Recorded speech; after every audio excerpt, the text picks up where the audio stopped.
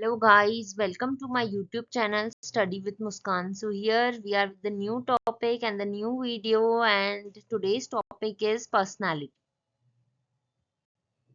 Okay, so meaning of personality. अब personality का जो meaning है ना वो हर person के लिए different होता है. Like एक common जो meaning है वो किसी का नहीं होता है. ठीक है, common meaning है ही नहीं इसका, because हर person की personality अलग है. तो इसका मीनिंग भी हर पर्सन के अकॉर्डिंग अलग अलग है.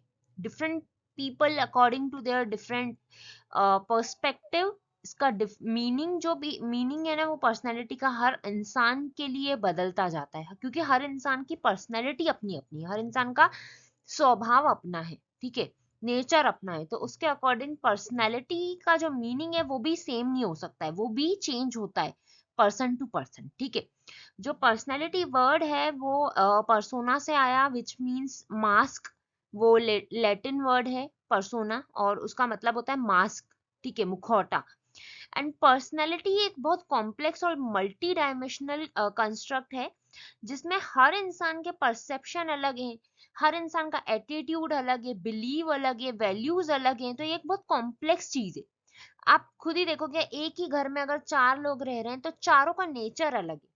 ठीक है, नेचर अलग है, उनका रहने का तौर तरीका अलग है, दैट मीन्स उनकी पर्सनैलिटी अलग है. ठीक है, किसी को कुछ अच्छा लगता है, किसी को कुछ. सपोज किसी को अगर आप दो फ्रेंड्स हो आपस में, किसी को बहुत ज्यादा मीठा अच्छा लगता है, किसी को बहुत ज्यादा तीखा अच्छा लगता है, किसी को लाइक ट्रेडिशनल क्लोथ पहनना ज्यादा पसंद है, किसी को वेस्टर्न ज्यादा पसंद है. तो ये भी इंसान की पर्सनैलिटी दिखाता है. तो वैसे ही हर इंसान की जो है पर्सनैलिटी अलग है. पर्सनैलिटी एक बहुत ही ज्यादा इसेंशियल कंपोनेंट है ऑर्गेनाइजेशन में भी. जब हम कंपनी में साथ में काम करने जाते हैं तो कंपनी में बहुत अलग अलग तरीके के लोग होते हैं, तो वहां भी पर्सनालिटी बहुत मैटर करती है. वहां भी लोगों के जो है नेचर पर्सनालिटी अलग अलग होते हैं, तो उसकी वजह से कई बार क्लैशेस होते हैं, कई बार बहुत सारी चीजें होती है. तो ऑर्गेनाइजेशन में भी पर्सनालिटी का बहुत ही बड़ा इंपॉर्टेंस है. अब इसमें अगर बहुत सिंपल एक लाइन में अगर हम समझे ना, तो individual reaction plus individual interaction with others is equals to personality. Individual reaction का मतलब ऐसा कि किसी चीज को देख के हर इंसान का रिएक्शन अलग होता है, हर इंसान अलग तरीके से रिएक्ट करता है. प्लस औरों से बात करने का तरीका भी हर इंसान का अलग होता है. तो यही पर्सनैलिटी होती है बंदे की, कि किस तरीके से वो दूसरों से बात कर रहा है, किस तरीके से वो किसी चीज को देखकर रिएक्ट कर रहा है. तो यही जो है ना असली जो जेन्युइन मीनिंग है पर्सनालिटी का. अभी मैंने एक दो डेफिनेशंस यहाँ पे मेंशन की, एक फ्रेड लुथांस की, दूसरी एंडरसन एंड पार्कर की. ठीक है, जो मुझे सबसे ज्यादा इजी डेफिनेशंस लगी. तो personality means how a person affect others, how he understand and views himself, as well as the pattern of inner and outer measurable traits and the person situation interaction. ठीक है, किस तरीके से बंदा react करता है, किस चीज तरीके से बंदा समझता है चीजों को, उसका क्या पैटर्न है चीजों को लेने का, इनर और आउटर मेजरेबल ट्रेट्स, मतलब किस तरीके से वो चीजों को लेता है और उसके ऊपर रिएक्ट करता है. और सिचुएशन वाइज भी वो कैसे बंदा इंटरेक्ट करता है लोगों के साथ, कैसे रिएक्ट करता है. तो यही इस डेफिनेशन में फ्रेड लुथांस ने बताया है. सेकेंड डेफिनेशन है personality is totally off habit attitude and traits that result from socialization and characterizes us in our relationship with others. मतलब बंदे की क्या हैबिट्स हैं, एटीट्यूड हैं, ट्रेट्स हैं, तो उसी का ही रिजल्ट होता है कि वो बाकियों के साथ उसका रिलेशनशिप कैसा है. ऑन द बेसिस ऑफ उसका एटीट्यूड हैबिट्स के बेसिस पे बाकियों के साथ रिलेशनशिप बिल्ड होता है उसका लोगों के साथ. तो यही ये एंडरसन एंड पार्कर ने ये डेफिनेशन दिए. तो क्या that's it. Okay, so now there are some factors or determinants of personality. ठीक है, तो पर्सनालिटी के अंदर क्या चीजें आती हैं, मतलब क्या फैक्टर्स आते हैं मेजरली, अभी हम वो देखते हैं. तो biographical factors like nature, environmental factors, nurture, situational factors, ये तीन जो है मेजर और इम्पोर्टेंट पॉइंट्स हैं, इम्पोर्टेंट फैक्टर्स हैं जिससे पर्सनालिटी बिल्ड होती है हम कह सकते हैं, या फिर जिससे पर्सनालिटी पे बहुत ज्यादा अफेक्ट होता है, पर्सनालिटी को अफेक्ट करती हैं ये तीनों चीजें, ठीक है। तो बायोग्राफिकल फैक्टर्स में क्या होता है, एक तो हेरिडिटी, ठीक है, दूसरा ब्रेन, तीसरा फिजिकल कैरेक्टरिस्टिक्स। ऑफ कोर्स अब आपकी पर्सनैलिटी में बहुत ज़्यादा इम्पोर्टेंस रखती है हेरिडिटी, आपकी फैमिली के जो भी आपके पेरेंट्स के, आपकी फैमिली के एंसेस्टर्स के, आपके जितने भी पूर्वज रहे हैं, जितने भी बड़े रहे हैं आपके, और आपके जितने भी फैमिली मेंबर्स हैं, उनके कहीं ना कहीं गुण कह लो, या फिर उनके उनके मतलब उनके जैसा कह लो, कुछ ना कुछ आपकी पर्सनैलिटी में आता है। चाहे वो आपके फेशियल कैरेक्टर मतलब आपके फीचर्स की बात कर लो, आपकी हाइट की बात कर लो, आपके हेयर्स की क्वालिटी की बात कर लो, आपकी आईज की बात कर लो। कई बार क्या होता है, किसी किसी के घर में, जैसे अगर मैं एग्जांपल लेती हूँ, बहुत ही मतलब सबको रिलेट कर पाएंगे इस एग्जाम्पल से, कि अगर हम देखें जो रणबीर कपूर है, जो उनकी फैमिली में ये हेरिडिटी है कि उनकी फैमिली में जो आईज हैं, सबकी आईज हैं, वो बहुत ही लाइक अलग कलर की, जैसे करिश्मा कपूर की जो आईज हैं वो आई थिंक ब्लू या थोड़ी अलग कलर की आईज हैं, वैसे ही सेम जो रणबीर कपूर की डॉटर की है वो राहा की, उनकी आईज भी अलग जो है कलर की हैं, ब्लू या I think brown something like that. और उनके जो दादा थे आई गेस रणबीर कपूर के, उनकी आईज भी अलग थी। तो उनकी फैमिली में जो है हेरिडिटी है आईज को लेके, आईज कलर को लेके जो हेरिडिटी है, तो वैसे सबकी फैमिली में कुछ ना कुछ हेरिडिटी होती है। वो नेगेटिव भी हो सकती है, पॉजिटिव भी हो सकती है। लाइक किसी किसी की फैमिली में कोई डिसीज होती है जो हेरिडिटी में आती है, कि ब्लड प्रेशर या फिर हाई टेम्परामेंट या ऐसा कुछ। तो ऐसे बहुत सारी चीज़ें होती हैं। आपका जो कॉम्प्लेक्शन है, जो आपका फेस, जो बॉडी कलर है आपका, या फिर आपका आईज कलर जैसे अभी हमने डिस्कस किया, या आपके हेयर्स की क्वालिटी, या आपकी हाइट। तो हेरिडिटी फैक्टर्स जो होते हैं ना, वो बहुत ज़्यादा इंपॉर्टेंस रखते हैं आपकी पर्सनैलिटी में, ठीक है।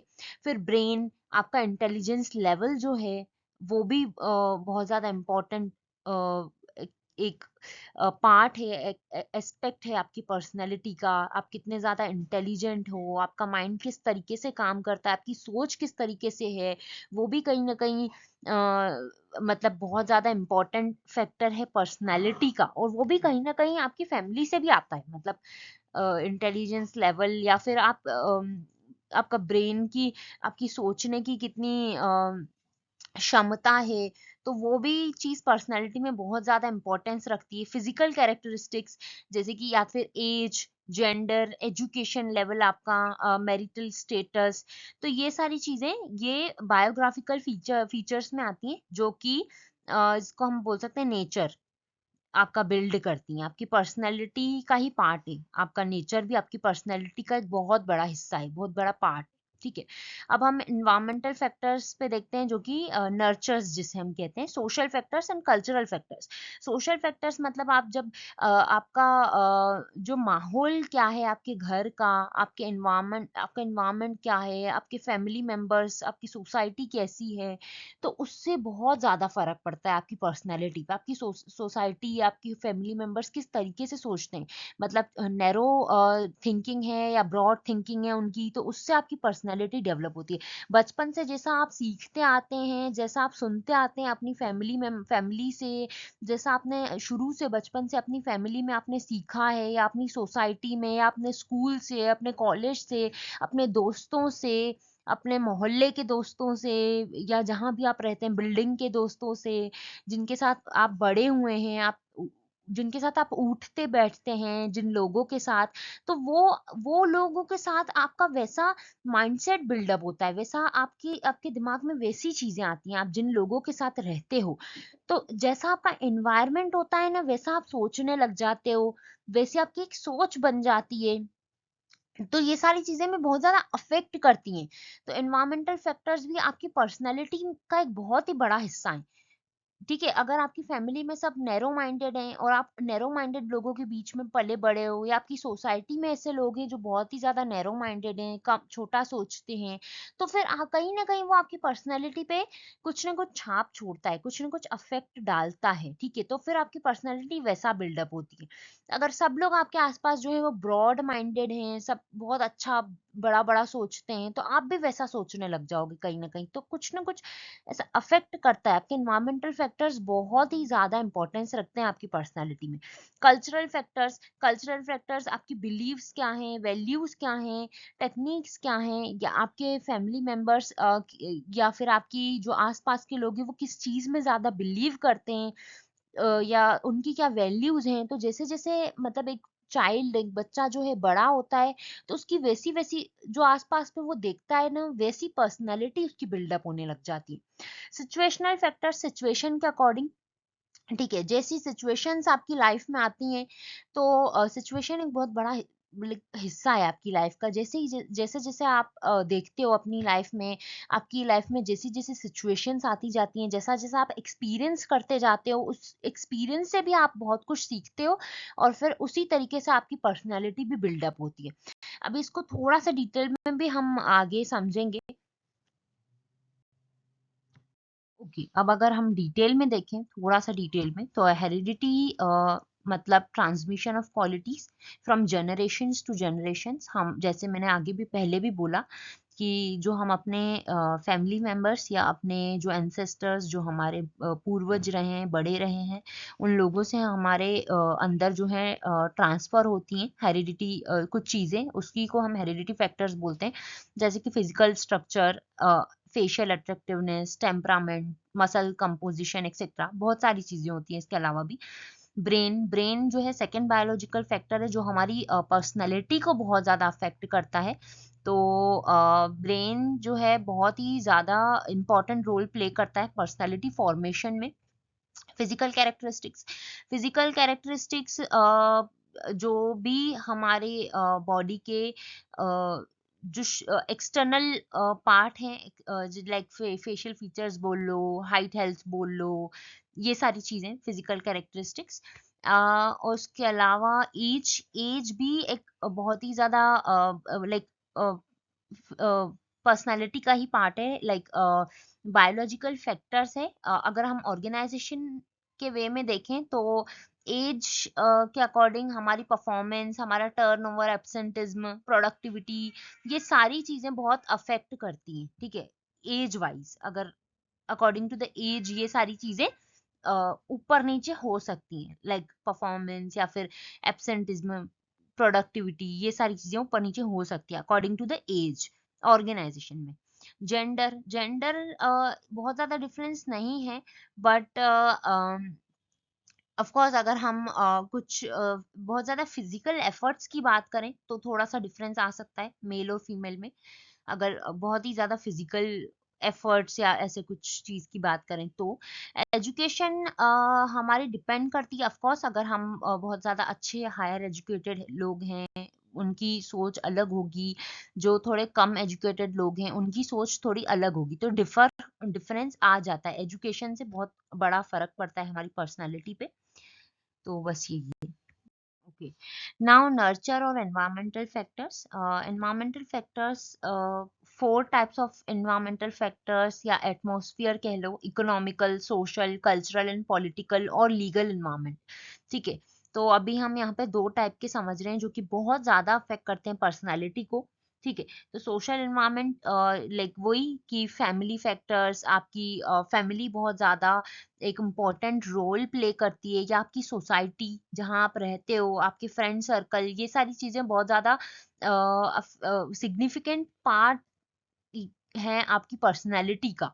ठीक है, आपका बिहेवियर, आपका जो थिंकिंग पावर कह लो, या फिर आपकी like thinking potential, behavioural potential जो है, इन सारी चीजों पे डिपेंडेंट रहता है, इन सारी चीजों के अकॉर्डिंग चलता है। ठीक है, तो आपका घर का एनवायरनमेंट, आपके फैमिली मेंबर्स, आपका सोशल ग्रुप, आपकी गैदरिंग्स, इन पे इनसे ही आपका एक पर्सनैलिटी डेवलप होता है।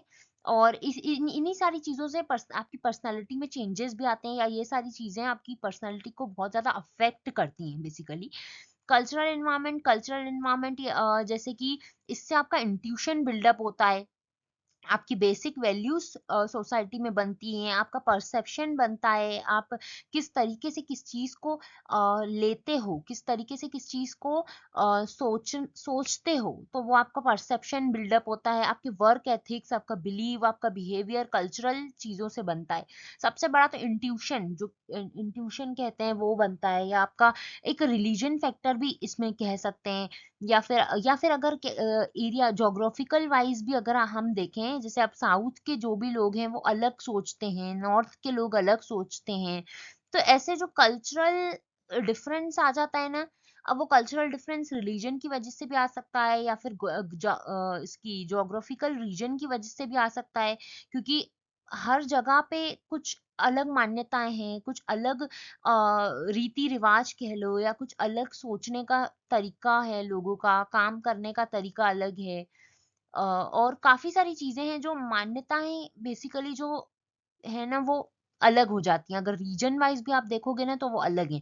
इंडिया में तो स्पेशली बहुत ज्यादा। और अगर आप वेस्टर्न कल्चर में भी जाओगे, फॉरेन में भी वेस्टर्न कल्चर को फॉलो किया जाता है। यहाँ थोड़ा वेस्टर्न और अभी, पहले तो बहुत ट्रेडिशनल था, अभी वेस्टर्न और ट्रेडिशनल का मिक्सअप है। तो ऐसे बहुत सारी चीजें चेंज होती हैं। तो कल्चरल फैक्टर भी बहुत ज्यादा इम्पोर्टेंट शेप देता है आपको, आपकी पर्सनैलिटी को एक शेप देता है, आपकी पर्सनैलिटी बिल्डअप में शेप देता है basically. Situational factors of course एक बहुत बड़ा डिटर्मिनेंट या एक बहुत बड़ा फैक्टर है आपकी पर्सनैलिटी का। जैसी जैसी सिचुएशन में आप फंसते जाओगे, जैसी जैसी जैसी सिचुएशंस आपकी लाइफ में आती जाएंगी, उस तरीके से मतलब आपको चीज़ों का एक्सपीरियंस होगा, उस तरीके से आप चीज़ों को हैंडल करोगे। फिर वो नेगेटिव कह लो, पॉजिटिव कह लो, उस तरीके से भी सिचुएशन वाइज भी आपकी पर्सनैलिटी बहुत ज़्यादा बिल्डअप होती है। ठीक है, अब सपोज अगर यूं कह लो कि कोई चाइल्ड है, कोई बच्चा है जो कि बहुत ज़्यादा रिच फैमिली से नहीं है, मीडियम क्लास या पुअर फैमिली से है, तो उसे हो सकता है कि छोटी उम्र में ही काम करना पड़ जाए। तो उसको उसकी लाइफ के एक्सपीरियंसेस अलग होंगे। ठीक है, तो उसकी पर्सनैलिटी अलग तरीके से बिल्डअप होगी।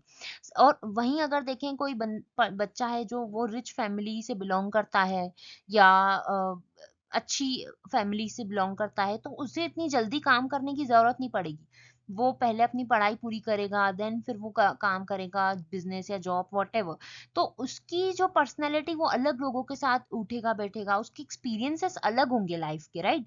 तो उसकी जो पर्सनैलिटी है वो अलग तरीके से बिल्डअप होगी। और इधर अगर हम देखें, तो उस बच्चे की जो जल्दी छोटी एज से काम करना शुरू कर रहा है, या फिर जो ज्यादा अच्छी मतलब फाइनेंशियली वेल्दी कंपनी से, वेल्दी फैमिली से बिलोंग नहीं कर रहा है, तो वो उस चाइल्ड को हो उसकी पर्सनैलिटी अलग बिल्डअप होगी, राइट, क्योंकि वो अलग लोगों के साथ उठेगा बैठेगा, उसकी लाइफ के एक्सपीरियंसेस अलग होंगे। तो इस तरीके से सिचुएशनल फैक्टर्स जो होते हैं ना, आपकी लाइफ में बहुत ज्यादा अफेक्ट करते हैं। जिस तरीके की सिचुएशंस में आप जाते जाते हो, फंसते जाते हो, या आती जाती हैं सिचुएशंस आपकी लाइफ में, उस तरीके से आपकी पर्सनालिटी बिल्डअप होती है। सो या, thank you guys, thank you for watching my video, and please do like, subscribe and share, and do comment also if you have any doubts and any queries, and if you want to suggest me any topic. So yeah, thank you.